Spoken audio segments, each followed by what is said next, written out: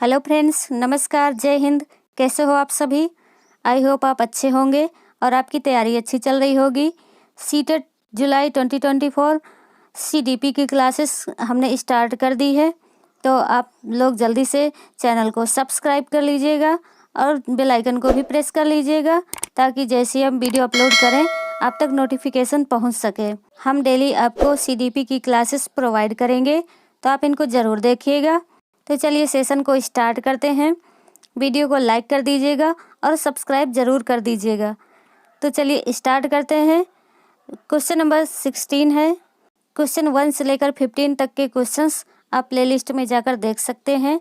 तो आपका question number 16 है, बच्चों के संज्ञानात्मक विकास को सबसे अच्छे तरीके से कहाँ परिभाषित किया जा सकता है? पहला, बुद्धि को केवल बुद्धि लब्धि परीक्षा से ही निर्धारित किया जा सकता है।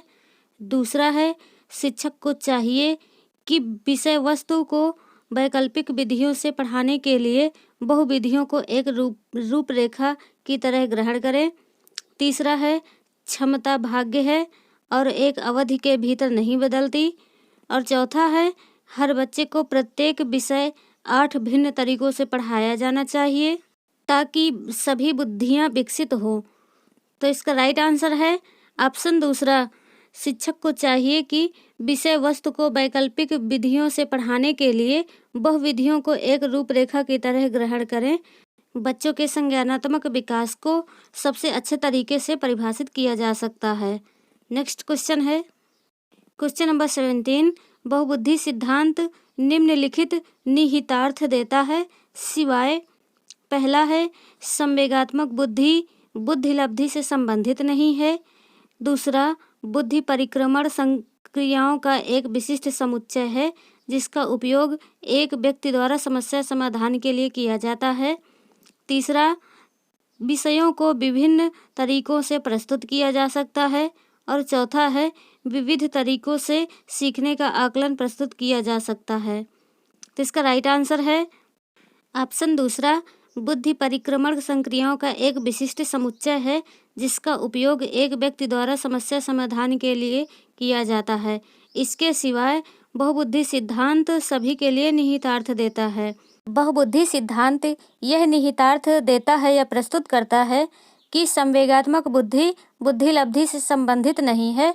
विषयों को विभिन्न तरीकों से प्रस्तुत किया जा सकता है। विविध तरीकों से सीखने का आकलन प्रस्तुत किया जा सकता है, किंतु बुद्धि प्रक्रमण संक्रियाओं का एक विशिष्ट समुच्चय है जिसका उपयोग एक व्यक्ति द्वारा समस्या समाधान के लिए किया जाता है, यह सही नहीं है। नेक्स्ट क्वेश्चन है क्वेश्चन नंबर 18, कक्षा अध्यापक ने राघव को अपनी कक्षा में अपने कीबोर्ड पर स्वयं द्वारा तैयार किया गया एक मधुर संगीत बजाते हुए देखा। कक्षा अध्यापक ने विचार किया कि राघव में बुद्धि उच्च स्तरीय है। कौन सी बुद्धि उच्च स्तरीय है?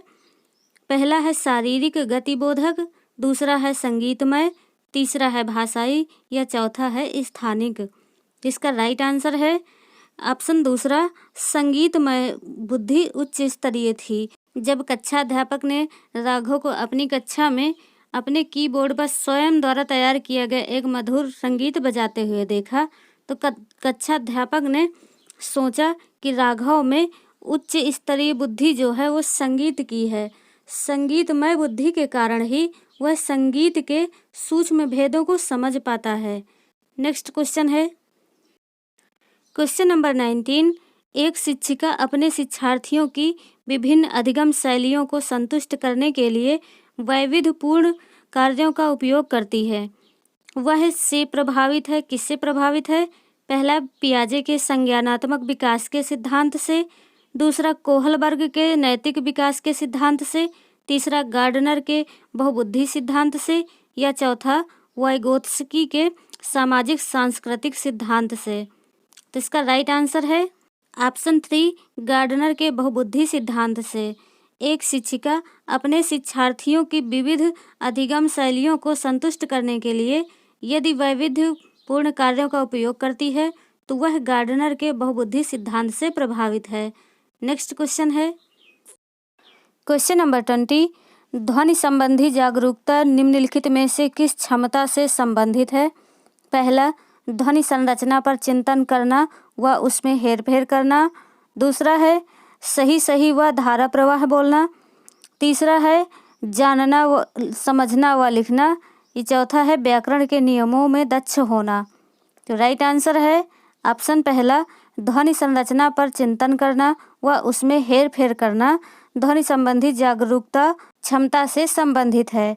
नेक्स्ट क्वेश्चन है क्वेश्चन नंबर 21, निम्न में से कौन सा स्टर्नबर्ग का बुद्धि का त्रिस्तरीय सिद्धांत का एक रूप है? पहला, व्यवहारिक बुद्धि। दूसरा, प्रायोगिक बुद्धि। तीसरा, संसाधनपूर्ण बुद्धि। या चौथा, सहयोग की नैतिकता। तो इसका राइट आंसर है ऑप्शन पहला, व्यवहारिक बुद्धि। व्यवहारिक बुद्धि स्टर्नबर्ग का बुद्धि का सिद्धांत त्रिस्तरीय सिद्धांत का एक रूप है। नेक्स्ट क्वेश्चन है क्वेश्चन नंबर 22, निम्नलिखित में से कौन सा आलोचनात्मक दृष्टिकोण बहुबुद्धि सिद्धांत यानी थ्योरी ऑफ मल्टीपल इंटेलिजेंस से संबद्ध नहीं है? पहला, शोधाधारित नहीं है। दूसरा, विभिन्न बुद्धियां भिन्न भिन्न विद्यार्थियों के लिए विभिन्न पद्धतियों की मांग करती है। तीसरा, इसका कोई अनुभवात्मक आधार नहीं है। या चौथा, प्रतिभाशाली विद्यार्थी प्रायः एक क्षेत्र में ही अपने विशिष्टता प्रदर्शित करते हैं। तो इस क्वेश्चन का राइट आंसर है ऑप्शन 4, प्रतिभाशाली विद्यार्थी प्रायः एक क्षेत्र में ही अपने विशिष्टता प्रदर्शित करते हैं।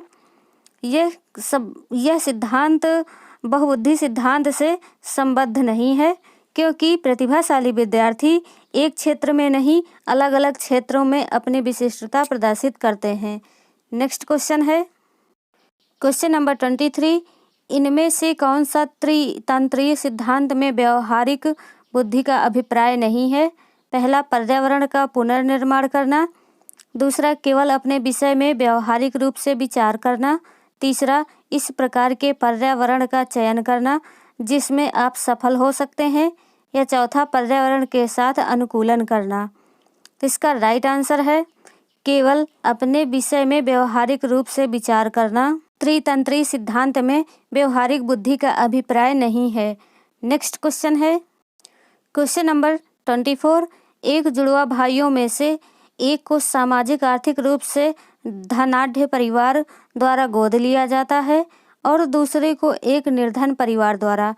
1 वर्ष के बाद उनके बुद्धि लब्धांक के बारे में निम्नलिखित में से क्या अवलोकित होने की सर्वाधिक संभावना है?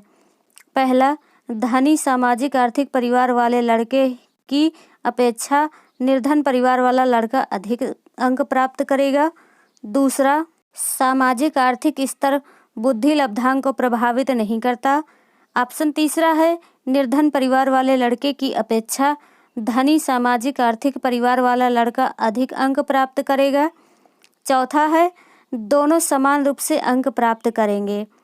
तो इस क्वेश्चन का राइट आंसर है ऑप्शन दूसरा, सामाजिक आर्थिक स्तर बुद्धि लब्धांक को प्रभावित नहीं करता है। ये जरूरी नहीं है कि जुड़वा भाइयों में दोनों की बुद्धि एक ही जैसी हो। दोनों में बुद्धि अलग अलग हो सकती है, लेकिन देखने में एक जैसे दिखते हैं।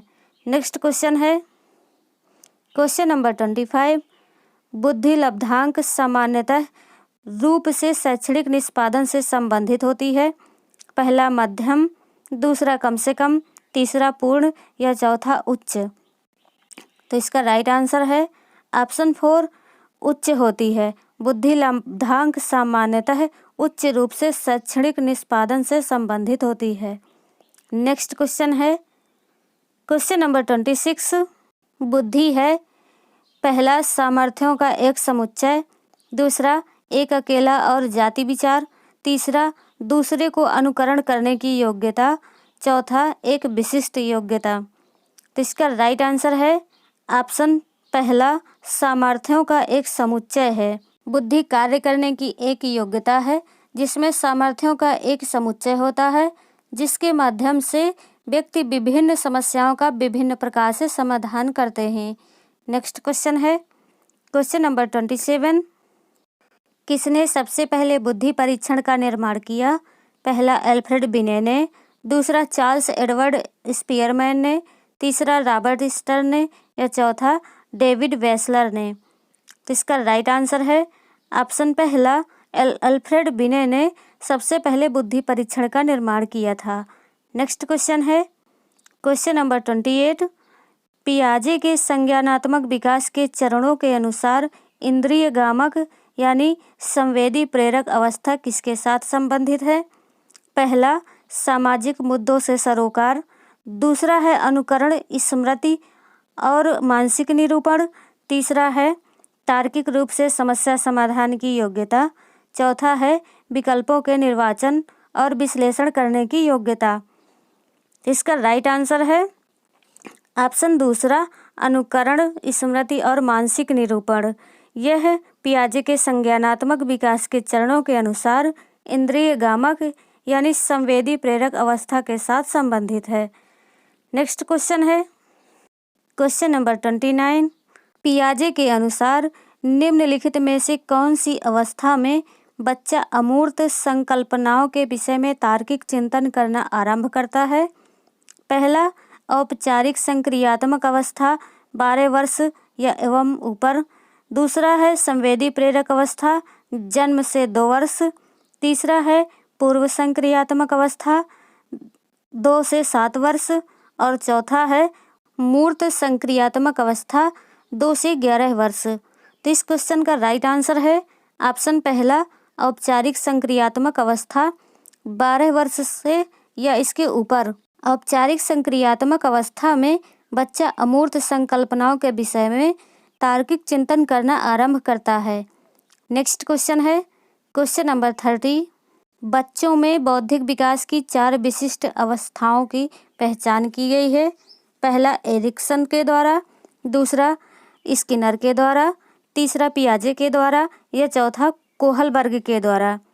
तो इस क्वेश्चन का राइट आंसर है ऑप्शन तीसरा, पियाजे के द्वारा। बच्चों में बौद्धिक विकास की 4 विशिष्ट अवस्थाओं की पहचान की गई है, वो है पियाजे के द्वारा, जिसमें पहला है संवेदी गामक अवस्था।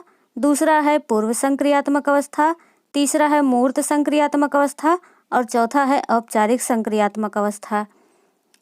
तो फ्रेंड्स, आज का ये सेशन आपको कैसा लगा कमेंट करके ज़रूर बताइए। अगर आपको ये सेशन अच्छा लगा है तो वीडियो को लाइक करें, चैनल को सब्सक्राइब करें और वीडियो को शेयर करें और हमें सपोर्ट करके हमको मोटिवेट करें ताकि हम ऐसी वीडियो आपके लिए डेली प्रोवाइड कर सकें। CDP की क्लासेस हम डेली आपको प्रोवाइड करेंगे। तो आज के लिए बस इतना ही। टेक केयर, बाय बाय, जय हिंद, वंदे मातरम।